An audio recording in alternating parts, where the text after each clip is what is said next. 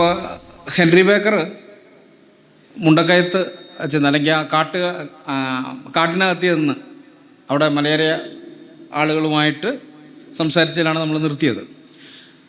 അപ്പം ഈ മലയേറിയന്മാർ അദ്ദേഹത്തോട് മുണ്ടക്കയത്ത് താമസിക്കാൻ, അതായത് ഇദ്ദേഹം പേരിട്ട ആ നദീതീരത്ത് അവിടെ താമസിക്കാനായിട്ട് മിഷൻ കേന്ദ്രം അവിടെ സ്റ്റാർട്ട് ചെയ്യാനും ഒക്കെ മലയാളിമാർ അദ്ദേഹത്തോട് അപേക്ഷിക്കുകയാണ്.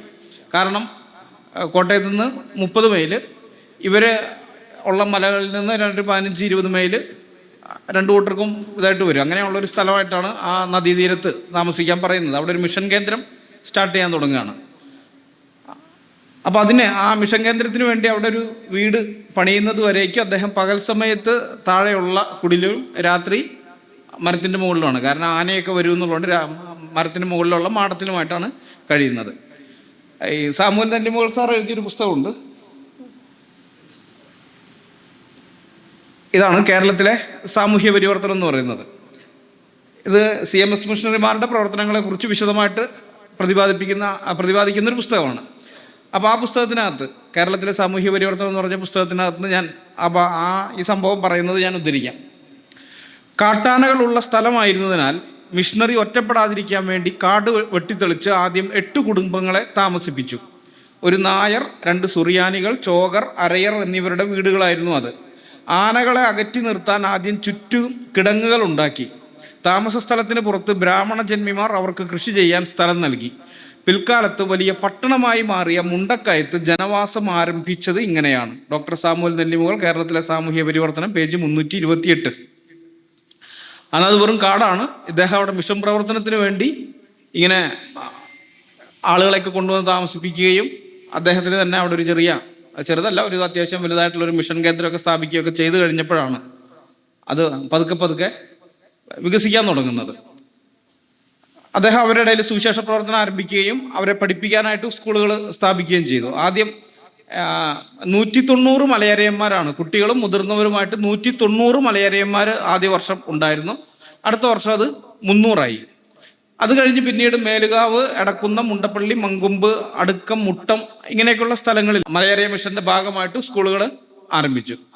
അപ്പം അവിടുത്തെ പ്രവർത്തനങ്ങൾ വളരെ കഷ്ടപ്പാട് നിറഞ്ഞതാണ്, വളരെ ദുഷ്കരമാണ്. കാരണം വനമാണ്, വനത്തിനകത്ത് വളരെ ദൂരം നടന്നു പോയി. ഓരോ മലയിൽ ഓരോരോ ആളുകളൊക്കെ ഉണ്ടാവും. അപ്പോൾ ഈ മലകളൊക്കെ കയറി ഇറങ്ങണം. അതിനിടയിൽ കാട്ടുമൃഗങ്ങളുടെ ഉപദ്രവം. അപ്പോൾ അതിനെക്കുറിച്ച് ഈ മൃഗയ എന്ന് പറയുന്ന പുസ്തകത്തിൽ ഡോക്ടർ മിനിൽ പോൾ ഉദ്ധരിച്ചിരിക്കുന്നത് ഞാൻ വായിക്കാം. പലവട്ടം എന്നെയും എൻ്റെ കൂടെയുള്ളവരെയും കാട്ടാനകൾ ഓടിച്ചു. ഞങ്ങൾ മരത്തിൽ കയറി രക്ഷപ്പെട്ടു. ഒരിക്കൽ എൻ്റെ സഹായികളെ കാട്ടാന ഓടിക്കുകയും അവരുടെ കൂടാരങ്ങൾ തൊഴിച്ചു കളയുകയും ചെയ്തു. ഒരിക്കൽ കാട്ടരുവിയിൽ വീണ് അപകടമുണ്ടായി. ഇത് ഹെൻറി ബേക്കറിൻ്റെ the Hill Arrians of Travancore and the progress of Christianity among them എന്ന് പറയുന്ന പുസ്തകത്തിൽ നിന്നാണ് മിനിൽ പോൾ ഇത് ഉദ്ധരിച്ചിരിക്കുന്നത്. അത് കഴിഞ്ഞ് പിന്നെ മിനിൽ പോളിൻ്റെ വാചകമാണ്. അതും മിഷണറിമാരുടെ ശൈലി അദ്ദേഹം കടമെടുത്തിരിക്കുന്നതാണ്. പാമ്പിന് കാലും ആനയ്ക്ക് തലയും എന്ന വിധത്തിലാണ് പല മിഷണറിമാരും കാടുകളിൽ പ്രവർത്തിച്ചതെന്ന് പിൽക്കാല സഭാചരിത്രങ്ങൾ വ്യക്തമാക്കുന്നു. ഞാൻ നേരത്തെ പറഞ്ഞു, പാമ്പിന് കാലും ആനയ്ക്ക് തലയും എന്ന് പറഞ്ഞു കഴിഞ്ഞാൽ കാലിൽ പാമ്പ് കൊത്താം, തല ആന ചവിട്ടി പൊട്ടിക്കാം. ഇനി പാമ്പും ആനയും മാത്രമല്ല കേട്ടോ, വേറെ ജീവികളുടെയൊക്കെ ഉണ്ട്, പലതരത്തിലുള്ള ആക്രമണമുണ്ട്. അവർ യാത്ര ചെയ്യുന്ന കുതിര പോലും ചില സമയത്ത് അക്രമാസക്തമായിട്ട് ഇവരെ ആക്രമിക്കുന്നൊക്കെ ഉണ്ട്. അപ്പോൾ അതിനെക്കുറിച്ച് Hill Arrians of Travancore page 42 Henry Baker junior എഴുതിയിട്ടുള്ളത് ഞാൻ വായിക്കാം. പള്ളിയുടെയും ബംഗ്ലാവിൻ്റെയും നിർമ്മാണവും മറ്റ് ജോലികളും കാരണം ഈ വർഷം തിരക്കേറിയതായിരുന്നു. എങ്കിലും വലിയൊരു പ്രദേശത്തിൻ്റെ ചുമതല ഒഴിഞ്ഞു കിട്ടിയത് എനിക്ക് വലിയ ആശ്വാസമായി. അതിനിടയിൽ 3 മാസത്തോളം മലമ്പനി ബാധിച്ച് ഞാൻ മരണത്തോട് മല്ലിട്ടു. ഈ വലിയൊരു പ്രദേശത്തിൻ്റെ ചുമതല ഒഴിഞ്ഞു കിട്ടിയെന്ന് പറയുന്നത് അവിടെ മിഷൻ പ്രവർത്തനം വ്യാപിച്ചു കഴിഞ്ഞപ്പോൾ, മുണ്ടക്കയത്തായിരുന്നു ആദ്യം, അത് കഴിഞ്ഞ് ഇവിടെ വന്ന് പ്രവർത്തനം വിശാലമായി കഴിഞ്ഞപ്പോൾ ഇദ്ദേഹത്തിനെ കൊണ്ട് ഒറ്റയ്ക്ക് ഇതൊന്നും പറ്റുന്നില്ല. അപ്പോൾ CMSകാരെന്ത് ചെയ്യുന്നു വെച്ച് കഴിഞ്ഞാൽ അതിനെ വേറെ മിഷൻ ഡിസ്ട്രിക്റ്റ് ആയിട്ട് വിഭജിക്കുകയാണ്. പള്ളം ഡിസ്ട്രിക്ട് എന്നും പറഞ്ഞിട്ട് മിഷൻ ഡിസ്ട്രിക്ട് മാറ്റുകയാണ്. അപ്പോൾ അതാണ് അദ്ദേഹം പറയുന്നത്, ഒരു പ്രദേശത്തിൻ്റെ ചുമതല വേറെ ആൾ ഏറ്റെടുത്തു, ഇത് അദ്ദേഹത്തിൻ്റെ കയ്യിലേക്ക് വന്നു. അങ്ങനെ 3 മാസം അദ്ദേഹം മലമ്പനി ബാധിച്ച് മരണത്തോട് മല്ലിട്ടു. അസുഖം മാറി അധികം വൈകാതെ യാത്രക്കിടെ ക്രൂരനായ ഒരു കുതിര എന്നെ ആക്രമിച്ചു. എൻ്റെ കാലിൽ 2 തവണ കഠിനമായി കടിച്ച കുതിര കാൽ കടിച്ചുകുടഞ്ഞ് എല്ലൊടിക്കാൻ ശ്രമിക്കുകയും വീണ്ടും ആക്രമിക്കാൻ മുതിരുകയും ചെയ്തു. എന്നാൽ എല്ലാ അപകടങ്ങളിൽ നിന്നും ദൈവം എന്നെ കാത്തു സൂക്ഷിച്ചു. ഈ അപകടം നടക്കുമ്പോൾ ഞാൻ ഇരുമാപ്രയിലേക്ക് പോവുകയായിരുന്നു. അവിടെ കുറെ മാമോദീസകളും 12 വിവാഹങ്ങളും നടത്തേണ്ടതുണ്ടായിരുന്നതിനാൽ ഒരു മഞ്ചലിൽ ഞാൻ യാത്ര തുടർന്നു. എനിക്ക് പരിക്കേറ്റ വിവരമറിഞ്ഞ് താഴ്വരയുടെ താഴെ വെച്ച് 4 ചുമട്ട് തൊഴിലാളികൾ എന്നെ കൊണ്ടുവരുന്നത് കണ്ടപ്പോൾ എൻ്റെ പ്രിയപ്പെട്ട ജനങ്ങൾ ഓടിയെത്തി. കടുത്ത വേദനയിലായിരുന്നെങ്കിലും അവരുടെ ആ സ്നേഹവും കരുതലും എനിക്ക് വലിയ ആശ്വാസമായി. മലയുടെ ദുർഘടമായ പാതയിലൂടെ അവർ ആ മഞ്ചൽ വളരെ സൂക്ഷ്മതയോടെ മുകളിലെത്തിച്ചു.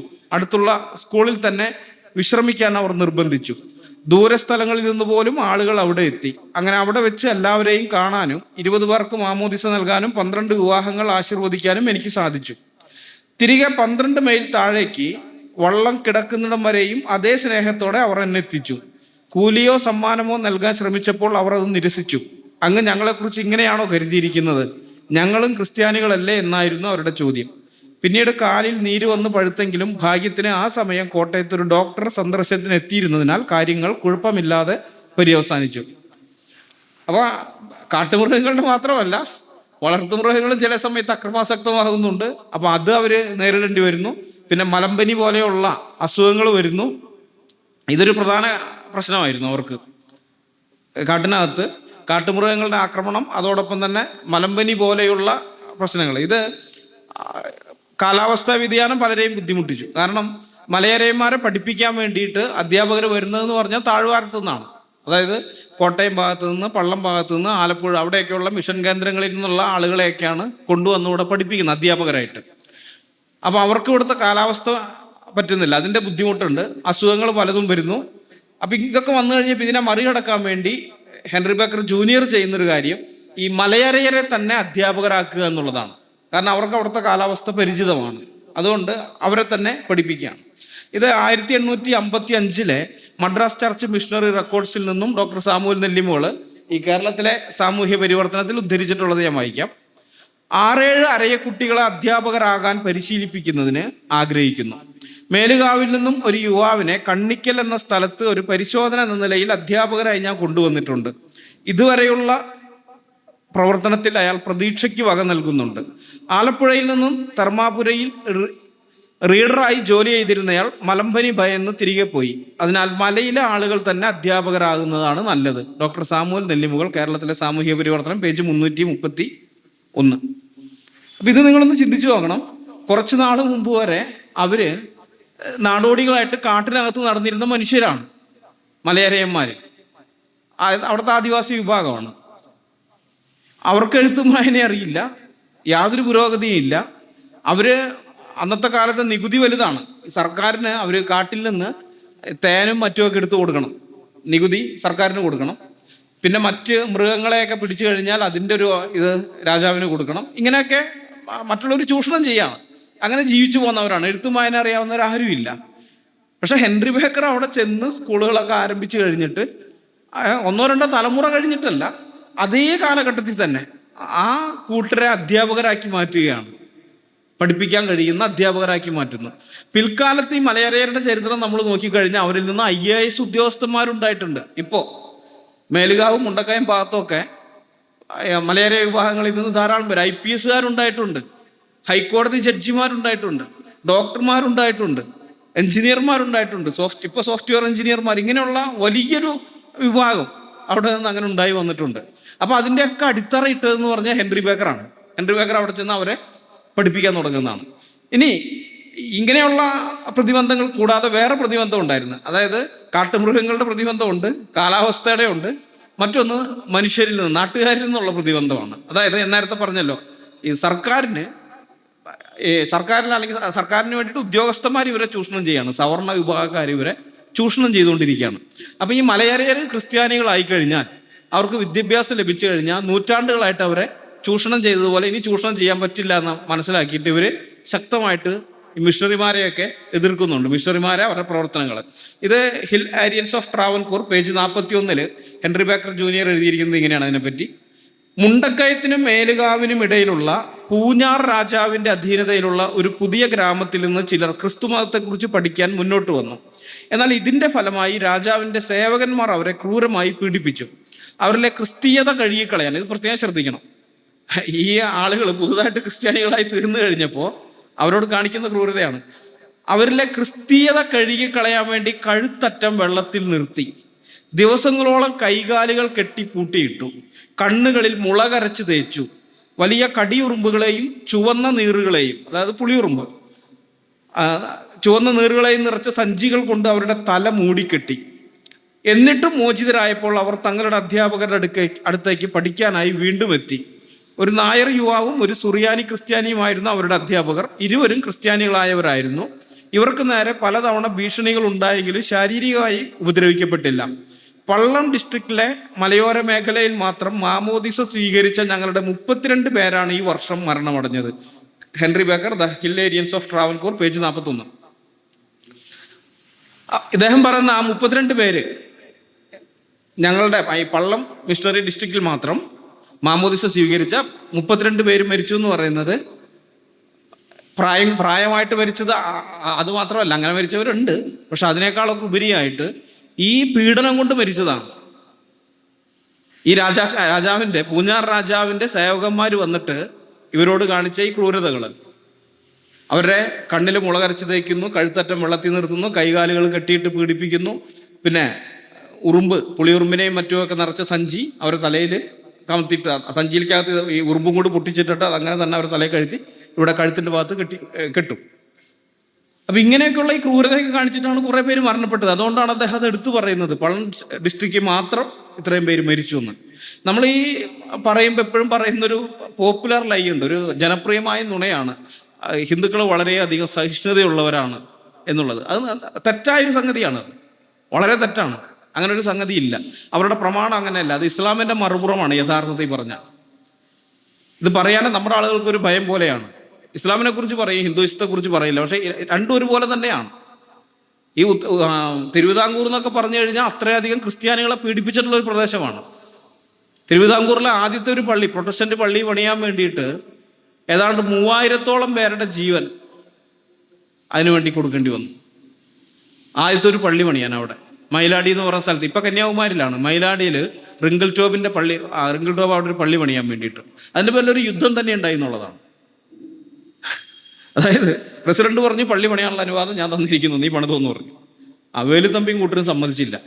അതിൻ്റെ പേരിലാണ് യുദ്ധമൊക്കെ വരുന്നത്. 9 പുരോഹിതന്മാരെ കൊല്ലുന്നുണ്ട്, അവരെ വെള്ളത്തിൽ കെട്ടിത്താത്തി കൊല്ലുന്നു. ഇതെല്ലാം ചെയ്തിട്ടുണ്ട്. പിന്നീട് നിവൃത്തിയില്ലാതെ വന്നു കഴിഞ്ഞപ്പോൾ അവർ സഹിഷ്ണുതയുടെ ഭാഗത്തേക്ക് വന്നതാണ്. അത് നമ്മൾ മനസ്സിലാക്കണം. അപ്പം ഏതായാലും ഇങ്ങനെയൊക്കെയുള്ള ഈ പ്രയാസങ്ങൾ, അവർ കാലാവസ്ഥയുടെ പ്രയാസം, കാട്ടുമൃഗങ്ങളിൽ നിന്നുള്ള എതിർപ്പുകൾ, പിന്നെ ഈ രാജാക്കന്മാരിൽ നിന്നുള്ള അല്ലെങ്കിൽ രാജാവിൻ്റെ സേവകന്മാരിൽ നിന്നുള്ള എതിർപ്പുകൾ, ഇതെല്ലാം സഹിച്ചിട്ടാണ് അവിടെ പ്രവർത്തനം ആരംഭിച്ചത്, അല്ലെങ്കിൽ പ്രവർത്തനം മുന്നോട്ട് കൊണ്ടുപോയത്. അപ്പം അങ്ങനെയുള്ള ആ ഹെൻറി ബേക്കറിനെ കുറിച്ചാണ് രാജഗോപാൽ വാകത്താനം പറയുന്നത്. കേരളത്തിലെ പറയ പുലയ സമുദായങ്ങളിൽപ്പെട്ട ആൾക്കാർ തെക്കൻ കേരളത്തിൽ നിന്ന് പേടിച്ചോടി മുണ്ടക്കയത്ത് വന്നപ്പോൾ അവരുടെ കൈയും കാലും ഒക്കെ ബന്ധിച്ച് അവരടിമകളാക്കി തോട്ടത്തിൽ കൊണ്ടുപോയി പണിയെടുപ്പിച്ച ആളാണ് ഹെൻറി ബേക്കർ എന്ന്. ഇത് എന്തിൻ്റെ അടിസ്ഥാനത്തിൽ എന്തെങ്കിലും ഒരു തെളിവ് വയ്ക്കാനുണ്ടോ? ഒരു തെളിവും ഇല്ല. ഹെൻറി ബേക്കറുടെ പിതാവ് ഹെൻറി ബേക്കർ സീനിയർ വളരെ കോടീശ്വരനായ മനുഷ്യനായിരുന്നു, ബിസിനസ്സുകാരനാണ്, ഇംഗ്ലണ്ടിലെ ബിസിനസ്സുകാരനാണ്, കോടീശ്വരനായ മനുഷ്യനാണ്. അദ്ദേഹവും പിന്നെ ജോസഫ് ഫെൻ എന്ന് പറയുന്ന ഒരു വിഷയം, ഇവർ രണ്ടുപേരും ഒരുമിച്ചാണ് അവിടെ നിന്ന് ഇങ്ങോട്ടേക്ക് വരുന്നത്. അത് CMS കോളേജിനോടുള്ള ബന്ധത്തിലാണ്. ഈ ജോസഫ് ഫെന്ന് ഒരു വർഷം 5000 പൗണ്ട് വരുമാനം കിട്ടിയിരുന്ന ബാരിസ്റ്ററായിരുന്നു, വക്കീലായിരുന്നു. ഒരു വർഷം 5000 പൗണ്ട്. അത് അതിൻ്റെ വില മനസ്സിലാക്കാൻ ഞാൻ പറയാം. 1930 മുമ്പുള്ള കാലത്ത് 1 പൗണ്ട് കൊടുത്താൽ 1 പവൻ സ്വർണം കിട്ടും. 1 പൗണ്ടിന് 1 പവൻ. അതുകൊണ്ട് ഈ പൗണ്ട് സ്റ്റെർലിംഗ്, ബ്രിട്ടീഷ് നാണയമുള്ള പൗണ്ട് സ്റ്റെർലിങ്ങിന് പവൻ എന്നും പറയും. പവൻ എന്ന് പറയുന്നത് രണ്ടും ആ സമയത്ത് ഈക്വൽ ആയതുകൊണ്ടാണ്. 1 പൗണ്ട് കൊടുത്താൽ 1 പവൻ. 5000 പൗണ്ട് എന്ന് പറഞ്ഞാൽ 5000 പവൻ ഒരു വർഷം. അത്രയും കിട്ടിക്കൊണ്ടിരുന്ന മനുഷ്യന് അത് വേണ്ടെന്ന് വെച്ചിട്ട്, ബാരിസ്റ്റർ ജോലി വേണ്ടെന്ന് വെച്ച് മിഷണറി ആയിട്ട് ഇങ്ങോട്ട് പോകുന്നു. ഇതേപോലെ തന്നെ ഹെൻറി ബേക്കർ സീനിയറും, അദ്ദേഹം ബിസിനസ്സുകാരനാണ്. അദ്ദേഹം വളരെയധികം ധനം ഉണ്ടാക്കിയിട്ടുണ്ട്. പക്ഷെ അദ്ദേഹത്തിന് അതൊക്കെ വിട്ട് കളഞ്ഞിട്ട് മിഷണറി ആയിട്ട് വരണം എന്നുള്ളൊരു ആഗ്രഹം വന്നു. ഒരു പുസ്തകം വായിച്ചിട്ടാണ് ആ ഒരു പ്രേരണ വരുന്നത്. എന്നിട്ട് ഇദ്ദേഹം വളരെ ദുർബല മനുഷ്യനാണ്, ഈ ഹെൻറി ബേക്കർ സീനിയർ. അദ്ദേഹം CMSC അവിടെ ചർച്ച് മിഷൻ സൊസൈറ്റിക്കാരെ അടുത്ത് എന്ന് പറയും, എനിക്കിങ്ങനെ മിഷണറി ആയിട്ട് പോകണം എന്ന് പറഞ്ഞിട്ട് അവരെടുക്കുന്നില്ല. കാരണം നിങ്ങൾക്ക് അതിനുള്ള ആരോഗ്യം ഇല്ല എന്നും പറഞ്ഞിട്ട്, നിങ്ങളുടെ ശരീരം താങ്ങുകയില്ല, അവിടുത്തെ ഇംഗ്ലണ്ടിലെ പോലത്തെ കാലാവസ്ഥ അല്ല, ഇന്ത്യയിൽ നിങ്ങൾ പറ്റില്ല എന്ന് പറഞ്ഞിട്ട് എടുക്കുന്നില്ല. ഇദ്ദേഹം പല പ്രാവശ്യം ശ്രമിക്കുന്നുണ്ട്, പറ്റുന്നില്ല. അവസാനം അദ്ദേഹം പറയും, എനിക്ക് പിതൃസ്വത്തായി കിട്ടിയ പണം, ആ സമ്പത്ത് അത് മുഴുവൻ ഞാൻ CMSന് എഴുതി തരാം, എന്നെ മിഷണറി ആയിട്ട് അയക്കണമെന്ന് പറഞ്ഞു. അതന്ന് 14,000 പൗണ്ടായിരുന്നു അദ്ദേഹത്തിന് പിതൃസ്വത്തായിട്ട് കിട്ടിയത്. ആ 14,000 പൗണ്ട് അദ്ദേഹം ഇവർക്ക് കൊടുക്കാമെന്ന് പറഞ്ഞു. അപ്പോൾ അത്രയും ഇത് അദ്ദേഹം പറഞ്ഞു കഴിഞ്ഞപ്പോൾ അവർ വാങ്ങിയില്ല, അത് അദ്ദേഹത്തിൻ്റെ കയ്യിൽ തന്നെ വെച്ചോന്ന് പറഞ്ഞ് എന്നിട്ട് അവർ മിഷണറി ആയിട്ട് അയക്കുകയാണ് ചെയ്തത്. അപ്പം നിങ്ങളൊന്ന് ചിന്തിച്ചു നോക്കിയേ, അവിടെ സ്വന്തം പിതൃസ്വത്തായിട്ട് കിട്ടിയ ആ പണം സാഹിബന്മാർക്ക് കൊടുത്തിട്ട്, അല്ലെങ്കിൽ അവിടെ മിഷണറി ഇതിന് കൊടുത്തിട്ട് ഇങ്ങോട്ടേക്ക് കേരളത്തിലേക്ക് മിഷണറി ആയിട്ട് വന്നത് എന്തിനാണെന്ന് ചോദിച്ചാൽ, രാജഗോപാൽ വാഗ്ദാനം പറയും, ഇവിടെയുള്ള പറയന്മാരെയും പുലയന്മാരെയും കെട്ടിയിട്ട് അടിമകളാക്കാൻ വേണ്ടിയാണ് ആ മനുഷ്യൻ അവിടെ നിന്ന് ഇങ്ങോട്ട് പോകുന്നതെന്ന്. പറയുന്നതിനൊരു യുക്തി വേണ്ടേ? ഒരടിസ്ഥാനവുമില്ലാതെ ഈ നിരീശ്വരവാദികൾക്ക് ക്രിസ്ത്യാനിറ്റിയോടുള്ള പകയാണ് അതും. കാരണം അവർക്കെതിരെ ആശയപരമായിട്ട് പിടിച്ചു നിൽക്കാൻ കഴിയുന്ന ഏക കൂട്ടർ ക്രിസ്ത്യാനികളാണെന്ന് അവർക്കറിയാം. ക്രിസ്ത്യാനിറ്റിക്ക് മാത്രമേ എത്തീസത്തിനെതിരെ പിടിച്ചു നിൽക്കാൻ പറ്റുകയുള്ളൂ. അതുകൊണ്ടാണ് ഇങ്ങനെയുള്ള കാര്യങ്ങൾ പറഞ്ഞ് അവർ ആളുകളെ വഞ്ചിക്കുന്നത്. അപ്പം ഈ ചരിത്രം ഇതൊന്നും ഇവർക്ക് അറിഞ്ഞുകൂടാ. രാജഗോപാൽ വാദത്തിനായാലും അല്ലെങ്കിൽ മറ്റ് നിരീശ്വരവാദികൾക്കായാലും ഇത് അറിഞ്ഞുകൂടാ. അറിയാത്തത് കൊണ്ടാണ് ക്രിസ്ത്യാനിറ്റിക്കെതിരെ ഇതുപോലെയുള്ള ആരോപണങ്ങൾ പറയുന്നത്. സത്യം പറഞ്ഞു കഴിഞ്ഞാൽ, ഞാൻ അതും കൂടി പറഞ്ഞ് അവസാനിപ്പിക്കാം. ഈ ഉടമകളുടെ ക്രൂരതകളിൽ നിന്ന് രക്ഷപ്പെടാൻ വേണ്ടി ഒളിച്ചോടി കിഴക്കൻ പ്രദേശത്തേക്ക് വന്നിരുന്ന അടിമകളുടെ സംരക്ഷകനായിരുന്നു ഹെൻറി ബേക്കർ ജൂനിയർ. അതിനെക്കുറിച്ച് അദ്ദേഹം എഴുതിയ പുസ്തകത്തിനകത്ത് അത് ഈ മലയാളിയ മിഷനെ കുറിച്ച് വിദേശങ്ങളിലുള്ള ആളുകൾ അറിയാൻ വേണ്ടി, ഇങ്ങനെ ഒരു പ്രവർത്തനം ഇവിടെ നടക്കുന്നുണ്ട്, ഇങ്ങനെ ഒരു ജനത ഇവിടെ ഉണ്ട്, മരത്തിന്റെ മുകളിൽ വസിക്കുന്ന ഒരു ജനത ഇവിടെ ഉണ്ട് എന്നുള്ളത് അറിയാൻ വേണ്ടിയിട്ട് അദ്ദേഹം എഴുതിയതാണ് ഹിൽ അലയൻസ് ഓഫ് ട്രാവൻകൂർ എന്ന് പറയുന്നത്. അപ്പോൾ ആ പുസ്തകത്തിൻ്റെ അകത്തുനിന്ന് ഞാനൊരു ഇഷ്ടംപോലെ കാര്യങ്ങൾ അദ്ദേഹത്തിനോട് ബന്ധപ്പെട്ട് പറയുന്നുണ്ട്. ഞാൻ 3 എണ്ണം മാത്രം സമയത്തിൻ്റെ പരിമിതി കൊണ്ട് നിങ്ങളുടെ മുമ്പാകെ വെക്കുന്നുള്ളൂ. അതിൻ്റെ പേജ് 21, 22 അദ്ദേഹത്തിൻ്റെ ഡയറി കുറിപ്പാണ്. ആ ഡയറി കുറിപ്പിൽ നിന്നുള്ളതാണ് ഞാൻ വായിക്കാം. തിങ്കളാഴ്ച 14-ാം തീയതി യജമാനന്മാരിൽ നിന്ന് ഒളിച്ചോടിയ ചില പാവപ്പെട്ട അടിമകൾ എന്നെ സന്ദർശിച്ചു. സമ്മാനമായി കാട്ടുപയറും പുതിയതായി മെടഞ്ഞ കുട്ടകളുമായാണ് അവർ വന്നത്. കിഴക്കൻ പുലയർ എന്നാണ് ഇവർ അറിയപ്പെടുന്നത്. നാട്ടിലെ ഏറ്റവും താഴ്ന്ന ജാതിക്കാരായ പറയരെ പോലും തൊട്ടുകൂടാത്തത്ര അയിത്തം കൽപ്പിച്ചിരുന്നവരാണിവർ. പുരുഷന്മാർ മുടി നീട്ടി വളർത്തിയവരാണ്. കാട്ടിലായിരിക്കുമ്പോൾ സ്ത്രീകൾക്ക് വസ്ത്രങ്ങളൊന്നുമില്ല, ഇലകളും ചില്ലകളും മാത്രമാണ് അവർ മറയായി ഉപയോഗിക്കാറുള്ളത്.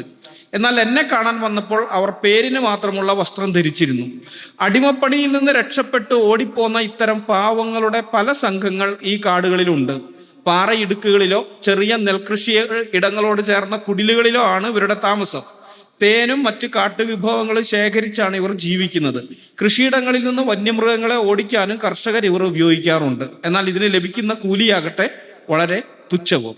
അപ്പോൾ ഈ ആലപ്പുഴയിൽ നിന്ന്, അതുപോലെ കോട്ടയം അങ്ങനെയുള്ള ഇടങ്ങളിൽ നിന്ന്, സമതലങ്ങളിൽ നിന്ന് ഓടിപ്പോരുന്ന അടിമകളാണ് അവർ. ഈ യജമാനന്മാരുടെ പീഡനം വളരെ ക്രൂരമാകുമ്പോൾ സഹിക്കാൻ പറ്റാത്ത സ്ഥിതിയൊക്കെ വരുമ്പോൾ അവർ ഓടിപ്പോരുകയാണ്. ഓടിപ്പോന്നിട്ട് ഇവിടെ ഈ മുണ്ടക്കയത്ത് ഹെൻറി ബേക്കറുടെ ആ ഭാഗത്തേക്ക് വരികയാണ്.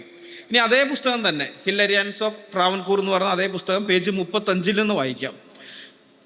ഈ വർഷം ഏകദേശം 50 മുതൽ 80 വരെയുള്ള സായുധരായ ഒരു സംഘം ആളുകൾ രാത്രിയിൽ മുണ്ടക്കയത്ത് ആക്രമണം നടത്തി. മുണ്ടക്കയത്ത് ആക്രമണം എന്ന് പറഞ്ഞാൽ ഇവരുടെ മിഷൻ കേന്ദ്രത്തിലേക്ക്, അല്ലെങ്കിൽ ഇവരുടെ ആ ടെറിട്ടറിയിലേക്ക് വരികയാണ്. അവിടെ വന്ന് ആക്രമിക്കുകയാണ്. തങ്ങളുടെ അടിമകൾ ഇവിടെ ഒളിച്ചിരിക്കുന്നു എന്ന് കരുതി വന്ന സിറിയൻ ക്രിസ്ത്യാനികളായിരുന്നു അവർ. ഞാൻ കാട്ടിൽ കണ്ടെത്തിയ 2 പാവപ്പെട്ട പുരുഷന്മാരെയും ഒരു സ്ത്രീയെയും അബദ്ധവശാൽ അവർ പിടികൂടി. ആക്രമണത്തിനിടെ കല്ലേറ് കാരണം എൻ്റെ ആളുകളിൽ പലർക്കും പരിക്കേറ്റിരുന്നു. പ്രധാന സംഘത്തിൽ നിന്ന് വഴിതെറ്റിപ്പോയ തോക്കുകളും കത്തികളും ഏന്തിയ അവരുടെ 2 പേരെ എൻ്റെ ആളുകൾ തടവിലാക്കി. ഇതോടെ ആരാണ് അക്രമികൾ എന്ന് വ്യക്തമായി. പേടിച്ചുപോയ അവർ എൻ്റെ അടുക്കലേക്ക് സമാധാന ദൂതന്മാരെ അയച്ചു. ഈ പേടിച്ചുപോയി എന്ന് പറയുന്നത് അദ്ദേഹം വെള്ളക്കാരനായതുകൊണ്ടാണ്, ഇംഗ്ലീഷുകാരനായതുകൊണ്ടാണ്. കാരണം അന്ന് ബ്രിട്ടീഷുകാരുടെ ഭരണമൊക്കെ ആയതുകൊണ്ട് ഇവർ പോയി പരാതിപ്പെട്ട് കഴിഞ്ഞാൽ ഈ ആക്രമിക്കാൻ വന്ന അവരുടെ യജമാനന് ബുദ്ധിമുട്ടാണ്. അതുകൊണ്ടാണ് പേടിച്ചു പോയ അവർ എൻ്റെ അടുക്കലേക്ക് സമാധാന ദൂതന്മാരെ അയച്ചു. അവർ ഞങ്ങളുടെ ആളുകളോട് വിനയത്തോടെ ക്ഷമ ചോദിക്കുകയും പിടിച്ചുകൊണ്ടുപോയ ആളുകളെ തിരികെ കൊണ്ടുവരികയും ചെയ്തു. അതിനെ തുടർന്ന് ഞങ്ങളുടെ തടവുകാരെയും അവരുടെ തോക്കുകളും വിട്ടുകൊടുത്തു. ഇത് ക്രിസ്തീയ മനോഭാവം കാണിക്കുന്നതിന് വേണ്ടിയാണെന്ന് ഞങ്ങൾ സമ്മതിക്കുന്നു. വേണമെങ്കിൽ ഇതൊരു വലിയ പോലീസ് കേസാക്കി മാറ്റാൻ കഴിയുമായിരുന്നു. എങ്കിലും കഴിയുന്നിടത്തോളം എല്ലാ മനുഷ്യരുമായി സമാധാനത്തിൽ ജീവിക്കുക എന്നതാണ് എൻ്റെ മുദ്രാവാക്യം. ഹില്ലരിയൻസ് ഓഫ് ട്രാവൻകൂർ, പേജ് 35. അപ്പം ഇദ്ദേഹം അവിടെ ഈ ഓടിപ്പോകുന്ന അടിമകളെ ഇദ്ദേഹം സംരക്ഷിക്കുന്നത് കൊണ്ടാണ് ഇദ്ദേഹത്തെ ആക്രമിക്കാൻ മറ്റേ യജമാനന്മാരുടെ ആളുകൾ വരുന്നത്. മനസ്സിലായോ? ഇദ്ദേഹം ഒരിക്കലും ആരെയും പിടിച്ചു കെട്ടി അടിമയാക്കിയിട്ടില്ല ഹെൻറി ബേക്കർ. അങ്ങനെ അടിമത്തത്തിൽ നിന്ന് രക്ഷപ്പെട്ടു വന്ന ആൾക്കാർക്ക് സംരക്ഷണം കൊടുത്തിട്ടേ ഉള്ളൂ. ഇനി അതേ പുസ്തകം തന്നെ പേജ് 31 നിന്നൊരു ഭാഗം കൂടി വായിക്കാം. സമീപത്തെ പാടശേഖരത്തോട് ചേർന്നുള്ള ചില അടിമക്കുടിലുകൾ ഞാൻ സന്ദർശിച്ചു. അവിടെ കണ്ട ഒരു പാവം മനുഷ്യൻ്റെ അനുഭവം ഹൃദയഭേദകമായിരുന്നു.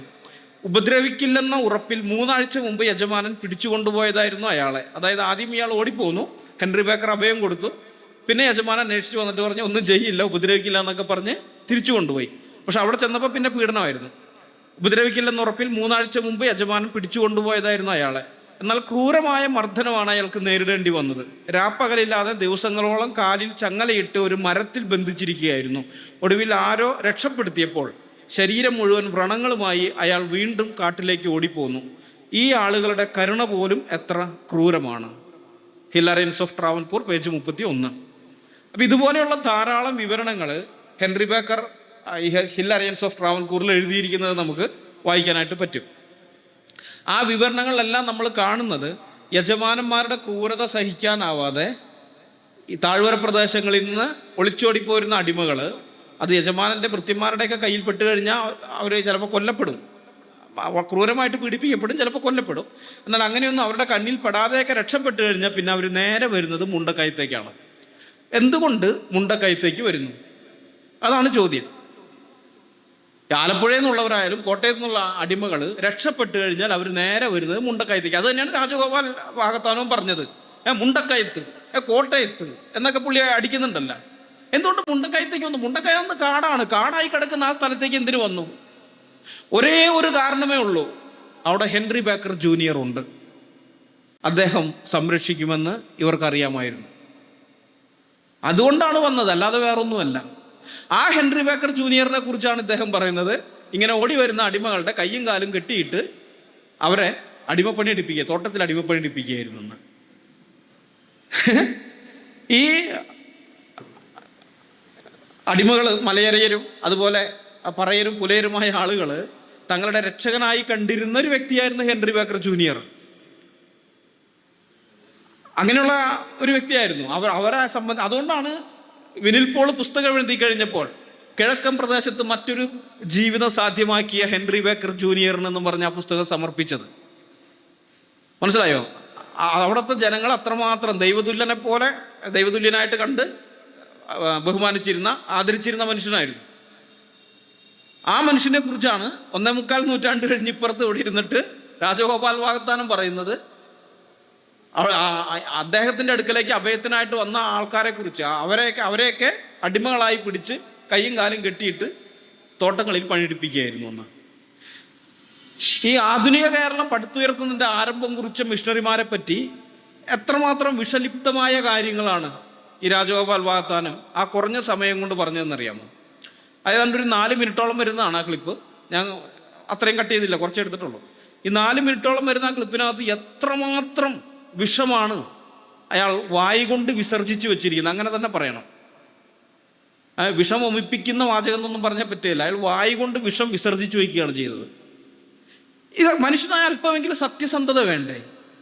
അല്പമെങ്കിലും ഒരു സംവാദം ജയിക്കാൻ വേണ്ടി ഇത്രയധികം കള്ളം ഇങ്ങനെ വിളിച്ചു പറഞ്ഞിട്ട്, ഇത്രയധികം കള്ളങ്ങൾ വിളിച്ചു പറഞ്ഞിട്ട് എങ്ങനെയാണ് ഇവർക്ക് മനസാക്ഷിയോടെ സമാധാനത്തോടെ സ്വസ്ഥമായിട്ട് കിടന്നുറങ്ങാൻ പറ്റുക? ഈ ഹെൻറി ബേക്കർ ഇങ്ങനെ ഓടി വരുന്ന അടിമകൾക്ക് അഭയം കൊടുക്കാൻ തുടങ്ങി കഴിഞ്ഞപ്പോൾ മറ്റ് മിഷണറിമാരും ഇത് ഏറ്റെടുക്കുന്നുണ്ട്. അല്ലെങ്കിൽ മറ്റ് മിഷൻ കേന്ദ്രങ്ങളിൽ ഉള്ളവർ ഇത് തന്നെ ഏറ്റെടുക്കുന്നുണ്ട്. കാരണം മുണ്ടക്കയത്തേക്ക് മാത്രം വന്നിരുന്ന ആൾക്കാർ പിന്നെ നമ്മൾ കാണുന്നത് പള്ളം പോലെയുള്ള മറ്റിടങ്ങളിലേക്കൊക്കെ ഓടിച്ചെല്ലുന്നതാണ്. ഇത് ഈ കിഴക്കൻ പുലയരുടെ ഇടയിലേക്ക്, കിഴക്കൻ പുലയർ എന്ന് പറയുന്നത് ഏറ്റവും താഴ്ന്നവരായിട്ടാണ് അവരെ പരിഗണിച്ചിരുന്നത്. അതായത് സമതലങ്ങളിലുള്ള പറയ വിഭാഗത്തിലുള്ളവരെക്കാളും താഴെയായിട്ടാണ് കിഴക്കൻ പുലയരെ പരിഗണിച്ചിരുന്നത്. അപ്പോൾ ആ കിഴക്കൻ പുലയരുടെ ഇടയിലേക്ക് എങ്ങനെയാണ് സുവിശേഷം എത്തിപ്പെട്ടത് എന്നുള്ള കാര്യം കേരളത്തിലെ സാമൂഹ്യ പരിവർത്തനം എന്ന് പറയുന്ന പുസ്തകത്തിനകത്ത് സാമുവൽ നെല്ലിമോൾ സാർ എഴുതുന്നുണ്ട്.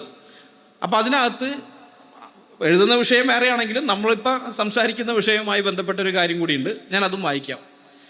കിഴക്കൻ പുലയരെ പടിഞ്ഞാറൻ പുലയർ അവരെക്കാൾ താണവരായും അയിത്തമുള്ളവരുമായിട്ടാണ് കരുതുന്നത്. കിഴക്കൻ പുലയരുമായുള്ള സമ്പർക്കം പടിഞ്ഞാറൻ പുലയർക്കും പറയർക്കും അയിത്തമാണ്. എന്നാൽ വിചിത്രമെന്ന് പറയട്ടെ, കിഴക്കൻ പുലയർക്ക് വേദപഠനത്തെപ്പറ്റി ആദ്യം അറിവ് നൽകിയത് സേവ്യർ എന്ന പടിഞ്ഞാറൻ പുലയനാണ്. ഈ സേവ്യർ ചമ്പക്കരയിലെ യജമാനൻ്റെ അടുത്തു നിന്നും പലായനം ചെയ്യാൻ നിർബന്ധിതനായി. അയാൾ മല്ലപ്പള്ളിയിൽ വന്ന് എൻ്റെ അടുക്കൽ അഭയം തേടി. അതുവരേക്കും മുണ്ടക്കയത്താണ് അഭയത്തിനായിട്ട് ഓടി വന്നിരുന്നത്. പക്ഷേ ഇപ്പോൾ നമ്മൾ കാണുന്നത് മല്ലപ്പള്ളിയിലേക്കും വരികയാണ്. മല്ലപ്പള്ളിയിൽ വന്ന് എൻ്റെ അടുക്കൽ അഭയം തേടി. അയാൾക്ക് അക്ഷരാഭ്യാസവും ക്രിസ്തീയ വിദ്യാഭ്യാസവും ലഭിച്ചു. 1859 അയാളെ ഞാൻ സ്നാനപ്പെടുത്തി. തനിക്ക് ലഭിച്ച പരിവർത്തനത്തിൻ്റെ അനുഭവങ്ങൾ ആഴമായി അനുഭവപ്പെട്ട അയാൾ അടുത്ത മനത്തിൽ തന്നെ സഹോദരരായി കഴിയുന്ന കിഴക്കൻ പുലയർക്ക് അത് പങ്കുവയ്ക്കണമെന്ന ആകാംക്ഷയുണ്ടായി. ഈ ഉദ്ദേശത്തോടെ അയാൾ അവരുടെ വാസസ്ഥലത്തേക്ക് കൂടെ കൂടെ രാത്രിയിൽ സന്ദർശനം നടത്തിപ്പോകുന്നു. പകൽ പോകുന്നത് അവൻ്റെ യജമാനൻ കണ്ടാൽ അവനെ അടിച്ചു കൊല്ലും എന്ന് ഭയപ്പെട്ടു. ദാഹിക്കുന്ന ആത്മാവിന് വെള്ളം എന്ന പോലെ സേവ്യർ പ്രസ്താവിച്ച രക്ഷയുടെ സന്തോഷ വാർത്ത വളരെ താല്പര്യത്തോടെ കിഴക്കൻ പുലയർ സ്വീകരിച്ചു. കുറച്ചു കഴിഞ്ഞ് സേവ്യർ അവരിൽ ചിലരെ ഇവിടെ കൊണ്ടുവന്നു. അവരെ ദൈവവചനവും എഴുത്തും വായനയും പഠിപ്പിച്ചു തുടങ്ങി. ഡോക്ടർ സാമുവൽ നെല്ലിമുകൾ, കേരളത്തിലെ സാമൂഹ്യ പരിവർത്തനം, പേജ് 316, 317. ഇത് ജോർജ് മാത്തൻ എന്ന് പറയുന്ന തദ്ദേശ ക്രിസ്തീയ പ്രവർത്തകൻ്റെ എഴുത്താണ്. അദ്ദേഹം എഴുതിയതാണ് സാമുവൽ സാർ ഉദ്ധരിച്ചിരിക്കുന്നത്. അദ്ദേഹം ഇത് എഴുതുന്നത് 1860 അതായത് 1848-49 കാലത്താണ് ഹെൻറി ബേക്കർ ജൂനിയർ മുണ്ടക്കയത്ത് മിഷണറി പ്രവർത്തനം ആരംഭിക്കുന്നത്. 1850 ആകുമ്പോഴേക്കും അടിമകൾ അവിടേക്ക് ഓടി വരുന്ന ചിത്രം നമ്മൾ കാണുന്നുണ്ട്. 50-51 കാലഘട്ടമായി കഴിഞ്ഞപ്പോൾ ധാരാളം അടിമകൾ അവിടെ മുണ്ടക്കയത്തേക്ക് ഓടി വരുന്നുണ്ട്. എന്നാൽ 1860 ആയപ്പോൾ, അതായത് കേവലം 10 കൊല്ലം കഴിഞ്ഞപ്പോൾ, മുണ്ടക്കയത്തേക്ക് മാത്രമല്ല മല്ലപ്പള്ളിയിലേക്ക് ഓടിച്ചെല്ലുന്നു തദ്ദേശ ക്രൈസ്തവൻ. മറ്റേ സായിപ്പും അഭയം കൊടുക്കുന്നത് നമുക്ക് മനസ്സിലാവും. സായിപ്പ് അഭയം കൊടുത്ത സായിപ്പിനെ പോയി തല്ലാനും നിൽക്കുകയില്ല. തല്ലാൻ നിന്ന് കഴിഞ്ഞാൽ പണിയെ തിരിച്ചു കിട്ടും, അതൊക്കെ. പക്ഷേ ഇത് തദ്ദേശ ക്രിസ്ത്യാനിയാണ്, ജോർജ് മാത്തനാണ്. അദ്ദേഹത്തൊക്കെ സിമ്പിളായിട്ട് ഉപദ്രവിച്ചിട്ട് ഇവരെ കൊണ്ടുപോകാം. പക്ഷേ അതിന് പോലും ആരും തയ്യാറാകാത്ത വിധത്തിൽ മിഷണറിമാർ ശക്തമായ പ്രതിരോധം തീർത്തിരുന്നു അടിമകൾക്ക് വേണ്ടി. അപ്പം മല്ലപ്പള്ളിയിലേക്ക് ഇവർ ഓടി വരുന്നു. അപ്പം ഇതൊക്കെ വായിച്ചിട്ടുള്ള വിനിൽ പോൾ ആയാലും അല്ല റോബൻ ജെഫ്രി ആയാലും സനൽ മോഹൻ സാർ ആയാലും അവരാരെങ്കിലും എഴുതി വയ്ക്കുമോ ഈ ഹെൻറി ബേക്കർ സീനിയറും ജൂനിയറും അവിടേക്ക് വന്ന അടിമകളെ പുലയ പറയ ജാതിപ്പെട്ട ആൾക്കാരുടെ കയ്യും കാലും കെട്ടി തോട്ടത്തിൽ കൊണ്ടുപോയി പണിയെടുപ്പിച്ചു എന്ന് എഴുതി വയ്ക്കില്ല. അവരാരും എഴുതിയിട്ടില്ല, മനസ്സിലായോ? അവരാരും എഴുതാത്ത കാര്യമാണ് ഈ രാജഗോപാൽ വാകത്താനം അവരുടെ പേരിൽ പറയുന്നത്. അവർക്ക് മനസ്സറിവില്ലാത്ത കാര്യം. ഈ നിരീശ്വരവാദികളുമായിട്ട് സംവാദത്തിലൊക്കെ ഏർപ്പെടുമ്പോൾ നമ്മളെപ്പോഴും മനസ്സിലാക്കിയിരിക്കേണ്ട കാര്യം ഇതാണ്. അവർ റെഫറൻസ് വെച്ച് കാര്യം സംസാരിക്കില്ല. ഇപ്പം എനിക്ക് വേണമെങ്കിൽ ഈ പറഞ്ഞ കാര്യങ്ങൾ ഇതൊക്കെ ഞാൻ വായിച്ചിട്ടുള്ളത് എൻ്റെ മനസ്സിലുള്ളതാണ്. എനിക്ക് വേണമെങ്കിൽ കഥ പോലെ ഇവിടെ നിന്ന് പറഞ്ഞു പോകാമായിരുന്നു. പക്ഷെ ഞാനത് ചെയ്യാതെ ഇവിടെ റെഫറൻസ് ഇട്ട് ഈ കാര്യങ്ങളെല്ലാം നിങ്ങളുടെ മുമ്പാകെ കാണിച്ചത് നമ്മൾ പറയുന്ന കാര്യങ്ങൾക്ക് ആധികാരികത വേണം. വസ്തുതാപരമായിട്ടാണ് നമ്മൾ സംസാരിക്കുന്നത്. ഞങ്ങൾ ഭാവനയിൽ നിന്നുണ്ടാക്കിയെടുത്ത കഥകളൊന്നുമല്ല, ചരിത്രത്തിൽ ഡോക്യുമെൻ്റ് ചെയ്തിരിക്കുന്ന കാര്യങ്ങളാണ്. അതാണ് അവതരിപ്പിക്കുന്നത്. അതാണ് ആധികാരികമായിട്ട് നമ്മൾ സംസാരിക്കേണ്ടത്. യുക്തിപരമായിട്ട് സംസാരിക്കേണ്ടത് അങ്ങനെയാണ്. പക്ഷെ അത് യുക്തിവാദികൾ എന്ന് പറഞ്ഞു നടക്കുന്നവർക്ക് അറിഞ്ഞുകൂടാ. അതുകൊണ്ടാണ് ലോജിക്കൽ ഫാലസികൾ അവരുടെ സംസാരത്തിൽ മുഴുവൻ ഉണ്ടാകുന്നത്. പിന്നെ ധാർമ്മികത എന്ന് പറയുന്നത് അവരെ തൊട്ട് തെറിപ്പിച്ചിട്ടില്ല, അവർ 7 അയലത്ത് കൂടി പോയിട്ടില്ല. അതുകൊണ്ടാണ് ഇത്രമാത്രം കള്ളങ്ങൾ ഒരു മടിയുമില്ലാതെ പറയാൻ പറ്റുന്നത്. ഈ വിനിൽ പോളിനോട് ഞാനിത് ചോദിച്ചിരുന്നു ഈ വിഷയത്തെ പറ്റി. ഇദ്ദേഹം പറഞ്ഞു, വിനിൽ പോൾ പറഞ്ഞു, ഞാൻ അമ്പരന്ന് പോയി ആകെ. അദ്ദേഹം പറഞ്ഞു കേട്ടത്, ഞാൻ സ്വപ്നത്തിൽ വിചാരിക്കാത്ത കാര്യം എൻ്റെ പേരും പറഞ്ഞുകൊണ്ടാണ് ആ മനുഷ്യൻ അവിടെ പറഞ്ഞത്. എനിക്ക് ആകെ വിഷമായി എന്നും പറഞ്ഞു. അതാണ് അവസ്ഥ. ഇപ്പൊ റോബിൻ ജെഫ്രി ഒക്കെ ജീവനോടെ ഉണ്ടെങ്കിൽ അദ്ദേഹവും പറഞ്ഞു ഇത് എന്തു മണ്ടത്തരം എൻ്റെ പേരും പറഞ്ഞുകൊണ്ട് ഈ പറയുന്നതെന്ന്. മനസ്സിലായി? അവർക്കൊന്നും മനസ്സറിവില്ലാത്ത കാര്യമാണ്. അക്കാദമിക് ലോകത്ത് ആരും അംഗീകരിക്കാത്ത കാര്യമാണ്. ഇതൊക്കെ എഴുതി വെച്ച ഈ രാജഗോപാൽ വാകത്താനം പറഞ്ഞതുപോലെ ഹെൻറി ബേക്കർ, റോബിൻ ജെഫ്രി ആയാലും വിനിൽ പോൾ ആയാലും സനൽ മോഹൻ സാർ ആയാലും അല്ലെങ്കിൽ വേറെ ആരും ആയാലും അവരൊക്കെ എഴുതി വെച്ചാൽ അവർക്ക് പിന്നെ ഒരു വിലയില്ല. അക്കാദമിക് ലോകത്ത് അവർക്ക് ഒരു വില ഉണ്ടാവുകയില്ല. കാരണം അത് പച്ചക്കള്ളമാണ്. കേരള ചരിത്രം പഠിക്കുന്ന ആളുകൾക്ക് അറിയാം. അവരുടെ മുമ്പിൽ പിന്നെ ഇവർക്ക് ഒരു വിലയുണ്ടാവില്ല. അതുകൊണ്ട് അവരത് ഒരിക്കലും എഴുതി വെക്കില്ല. അപ്പം അവരെഴുതി വയ്ക്കാത്ത കാര്യം അവരുടെ പേരിൽ ആരോപിക്കുകയാണ്. ഇതാണ് ഇവരുടെ ധാർമ്മികത. അപ്പം ഇവരുമായിട്ട് സംസാരിക്കുമ്പോൾ, ഞാനിവിടെ അവസാനിപ്പിക്കാൻ പോവാണ്, ഇവരുമായിട്ട് സംസാരിക്കുമ്പോൾ നമ്മളെപ്പോഴും ഓർത്തിരിക്കണം, ഇവർ ഒച്ച ഉയർത്തി, നിരീശ്വരവാദികൾ ശബ്ദം ഉയർത്തി സംസാരിക്കുന്നത് കേട്ടോ അപ്പം മനസ്സിലാക്കിക്കൊള്ളണം അത് നുണയാണ്, കള്ളമാണ്, ആ പറയുന്ന കാര്യം കള്ളമാണ്. അതുകൊണ്ടാണ് ഒച്ച ഉയർത്തി സംസാരിക്കുന്നത്. പിന്നെ ഒരു കാര്യം പറഞ്ഞുകൊണ്ടിരിക്കുക അപ്പം തന്നെ അടുത്തേക്ക് ചാടി പോകുന്നത് കണ്ട് അപ്പോഴും മനസ്സിലാക്കിക്കൊള്ളണം അത് നുണയാണ്, കള്ളമാണ്. ഒരു സ്റ്റേറ്റ്മെൻറ്റ് പൂർത്തിയാക്കാൻ പോലും അവർ തയ്യാറല്ല. കാരണം ആ സ്റ്റേറ്റ്മെൻറ്റ് പൂർത്തിയാക്കി കഴിഞ്ഞാൽ കൃത്യമായ ഖണ്ഡനം വരും. ഇത് കേൾവിക്കാരനെ ആശയക്കുഴപ്പത്തിലാക്കണം. അതിനു വേണ്ടിയിട്ടാണ് ഈ പരിപാടി കാണിക്കുന്നത്. ഇങ്ങനെയുള്ള എല്ലാ തന്ത്രങ്ങളും അവർ എടുക്കും. എന്നാൽ നമ്മളെ സംബന്ധിച്ച് അങ്ങനെയല്ല. നമുക്ക് ഇത്തരം തന്ത്രങ്ങളോടൊന്നും ആവശ്യമില്ല. ചരിത്രം എഴുതപ്പെട്ടിരിക്കുന്നതാണ്, അത് ഡോക്യുമെൻ്റ് ചെയ്യപ്പെട്ടിട്ടുണ്ട്. നമ്മളത് പഠിച്ചാൽ മാത്രം മതി. നമ്മൾ പരിശോധിക്കുക. ഇപ്പം ഇൻ്റർനെറ്റിൽ ഇതൊക്കെ ഒരുമാതിരി പുസ്തകങ്ങൾ സൗജന്യമായിട്ട് കിട്ടും. ഒരുമാതിരി പുസ്തകങ്ങൾ നമുക്ക് പഴയ മിഷണറിമാരുടെ 1800-കളിലൊക്കെ എഴുതപ്പെട്ട പല പുസ്തകങ്ങളും archives.org മറ്റും പോയി കഴിഞ്ഞാൽ സൗജന്യമായിട്ട് കിട്ടും. അപ്പോൾ നമ്മളത് വായിക്കാനും പഠിക്കാനും സമയം കണ്ടെത്തുക എന്നുള്ളതാണ്. അതൊക്കെ പഠിച്ചു കഴിയുമ്പോൾ നമുക്ക് മനസ്സിലാവും ഇവർ പറയുന്നതൊന്നുമല്ല. ക്രിസ്ത്യൻ മിഷണറിമാർ ഈ രാജ്യത്തിന് വേണ്ടി ചെയ്ത സേവനങ്ങൾ മഹത്തരമാണ്. അത് വേറെ ആരും ചെയ്തിട്ടില്ല. അത്രമാത്രം കാര്യങ്ങൾ ആരും ചെയ്തിട്ടുമില്ല. നമ്മളെപ്പോഴും അയ്യങ്കാളിയെക്കുറിച്ച്, നാരായണ ഗുരുവിനെക്കുറിച്ച്, പൽപ്പുവിനെക്കുറിച്ച്, കുമാരനാശാനെക്കുറിച്ച്, പണ്ഡിറ്റ് കറുപ്പിനെക്കുറിച്ച്, അങ്ങനെയുള്ള ആളുകളെക്കുറിച്ചൊക്കെ പറയും. പക്ഷേ അവർക്ക് മുമ്പേ ഇവിടെ ഈ പ്രവർത്തനം എല്ലാം തുടങ്ങി വെച്ചത് ക്രിസ്ത്യൻ മിഷണറിമാരാണ്. ക്രിസ്ത്യൻ മിഷണറിമാർ തുടങ്ങി വെച്ച ആ പ്രവർത്തനം, അതായത് നിലമുഴുതത് അവരാണ്, വിത്ത് വിതച്ചത് അവരാണ്, വളം ഇട്ടത് അവരാണ്, വെള്ളം ഒഴിച്ചത് അവരാണ്, വളർത്തി വലുതാക്കിയത് അവരാണ്. പക്ഷെ അതിൻ്റെ ഫ്രൂട്ട്സ് അരിഞ്ഞത് പുറകെ വന്നവരാണ്. അയ്യങ്കാളിയാകട്ടെ, നാരായണ ഗുരു, ഇങ്ങനെയുള്ളവരൊക്കെ അവർ വന്ന് കൊയ്തത് അവരാണ്. നമ്മൾ എപ്പോഴും ഈ കൊയ്ത്തുകാരെ പൊക്കി പിടിക്കുകയാണ്. അതാണ് കേരളത്തിൽ നടക്കുന്നത്.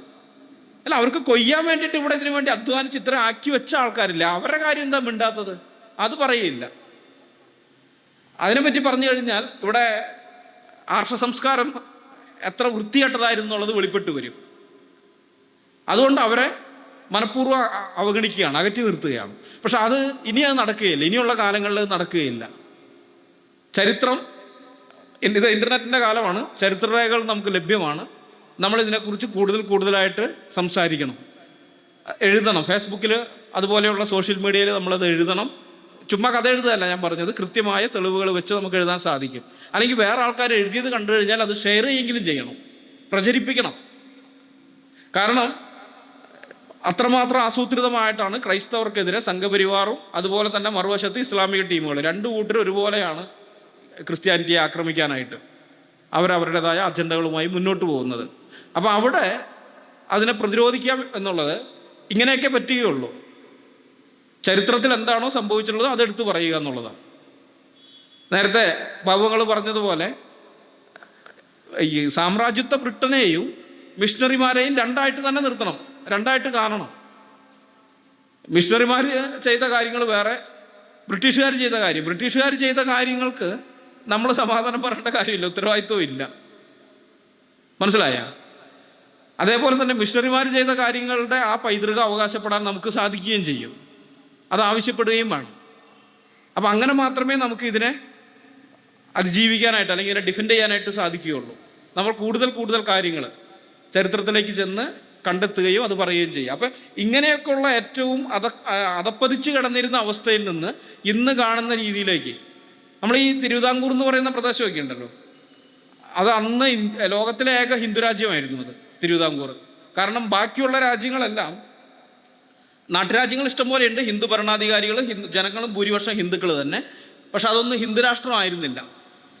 തിരുവിതാംകൂർ ഹിന്ദു രാഷ്ട്രമായതിൻ്റെ കാരണം എന്ന് പറയുന്നത് മാർത്താണ്ഡവർമ്മ ഈ വേണാട് എന്ന് പറയുന്ന ചെറിയ പ്രദേശത്തിനെ ചുറ്റുപാടുള്ള രാജ്യങ്ങളൊക്കെ ആക്രമിച്ച് കീഴടക്കി വികസിപ്പിച്ച് വലുതാക്കി തിരുവിതാംകൂറാക്കി കഴിഞ്ഞപ്പോൾ അദ്ദേഹം ഇത് കൊണ്ടുപോയിട്ട് അങ്ങനെ തന്നെ ശ്രീപത്മനാഭൻ്റെ ഇതിൽ നടക്കിക്കൊണ്ട് വയ്ക്കുകയാണ്. ഈ രാജ്യം ഇനി ശ്രീപത്മനാഭൻ്റെ ആണെന്നും പറഞ്ഞ് ഞങ്ങൾ ശ്രീപത്മനാഭദാസന്മാരാണ്. അതിന് തൃപ്പടിദാനം എന്നാണ് ചരിത്രത്തിൽ അറിയപ്പെടുന്നത്. തൃപ്പടിദാനത്തിലൂടെ ഈ രാജ്യം ശ്രീപത്മനാഭൻ അങ്ങ് സമർപ്പിച്ചു. അതോടുകൂടെ ഇത് ദൈവത്തിൻ്റെ രാജ്യമായിട്ട് മാറിയപ്പോൾ അല്ലെങ്കിൽ ശ്രീപത്മനാഭൻ്റെ രാജ്യമായി മാറിയപ്പോൾ സ്വാഭാവികമായിട്ട് ശ്രീപത്മനാഭൻ്റെ പുരോഹിതന്മാർക്ക് ഇവിടെ വളരെയധികം പ്രാമാണ്യം വന്നു. മനസ്സിലായോ? നമ്പൂതിരിമാർക്ക് വളരെ പ്രാമാണ്യം വരികയും അവർ കൃത്യമായിട്ട് മനുസ്മൃതികളടക്കമുള്ള 36 സ്മൃതികളുണ്ട്, പ്രധാനപ്പെട്ട 4 എണ്ണമുണ്ട്. ആ 4 സ്മൃതികളിൽ പറഞ്ഞിരിക്കുന്ന അനുസരിച്ചിട്ടാണ് ഭരണം നടത്തിയത്. അവിടെ രാജാക്കന്മാരെല്ലാം ഭരണം നടത്തിയത് അങ്ങനെയാണ്. അതുകൊണ്ടാണ് ഈ പ്രൊട്ടസ്റ്റന്റ് മിഷണറിമാർക്കൊന്നും ഇവിടേക്ക് പ്രവേശനം കൊടുക്കാതിരുന്നത്. അവർ ആ മനുസ്മൃതി പറഞ്ഞതുപോലെ തന്നെയാണ് അവിടെയുള്ള ജനങ്ങളോട് ഇടപെട്ടിരുന്നത്. ജനങ്ങളുടെ അവസ്ഥ വളരെ മോശമായിരുന്നു, അവരുടെ ജീവിതം വളരെ ദുഷ്കരമായിരുന്നു. അപ്പോൾ അങ്ങനെയൊക്കെ ചെയ്തിട്ട് ആ സ്ഥിതിയിൽ നിന്ന്, അങ്ങനെയുള്ള ആ പ്രദേശത്തിനെയൊക്കെ കണ്ടിട്ട് ഇപ്പോൾ വിവേകാനന്ദൻ വിളിച്ചത് നമുക്കറിയാം, ഭ്രാന്താലയം എന്ന് വിളിച്ചതൊക്കെ. അപ്പോൾ അതുപോലത്തെ അവസ്ഥയിലുണ്ടായിരുന്ന സ്ഥലം ഇന്ന് കേരളം നമ്പർ 1 എന്ന് പറയുമ്പോൾ അതെങ്ങനെ മാറി ആ രീതിയിലേക്ക്? ഒരു ഉത്തരമേ ഉള്ളൂ, ക്രിസ്ത്യൻ മിഷണറിമാർ, വേറെ ഒന്നും പറയാനില്ല. അവർ വിദ്യാഭ്യാസം കൊണ്ടുവന്നു, അതുപോലെ ജനങ്ങൾക്കിടയിൽ ബോധവൽക്കരണം നടത്തി, അവർ ഐക്യത്തിനെതിരായിട്ടുള്ള പ്രചരണങ്ങൾ നടത്തി, ജാതിക്കെതിരായിട്ടുള്ള പ്രചരണം നടത്തുന്നുണ്ട്, അടിമത്തത്തിനെതിരായിട്ടുള്ള പ്രചരണം നടത്തുന്നുണ്ട്. അടിമത്തം സ്ഥാപിച്ചെടുത്തത് ക്രിസ്ത്യൻ മിഷണറിമാരാണെന്നാണ് പുള്ളി പറയുന്നത്. യഥാർത്ഥത്തിൽ നേരെ തിരിച്ച്, അടിമത്തം ഇല്ലാതാക്കിയത് മിഷണറിമാരാണ്. അടിമത്തത്തിനെതിരായിട്ട് ഏറ്റവും കൂടുതൽ ഇവിടെ കാര്യങ്ങൾ ചെയ്തിട്ടുള്ളത്, രാജാവിൻ്റെ അടുക്കൽ നിവേദനമൊക്കെ കൊടുക്കുന്നുണ്ട്. ഉത്തരം തിരുനാൾ മഹാരാജാവിൻ്റെ അടുക്കൽ 13 മിഷണറിമാർ, LMSൻ്റെയും CMSൻ്റെയും മിഷണറിമാർ ഒപ്പിട്ടിട്ടുള്ള 13 മിഷണറിമാർ ഒപ്പിട്ടിട്ടുള്ള നിവേദനം സമർപ്പിക്കുന്നുണ്ട്. ഇത് കണ്ട, ഇത് അന്ന് അവർ ഒപ്പിട്ട ഇതാണ് ആ 13 മിഷണറിമാരുടെ ഒപ്പിടണം. അതിനകത്ത് 3ാമത്തെ മിഷണറി, ഇപ്പുറത്തെ സൈഡിൽ 3ാമത്തെ മിഷണറി ബേക്കറാണ്, ഹെൻറി ബേക്കറാണ്. അതുപോലെ അപ്പുറത്തെ ഏറ്റവും താഴെ കിടക്കുന്നത് ഹെൻറി ബേക്കർ ജൂനിയറാണ്.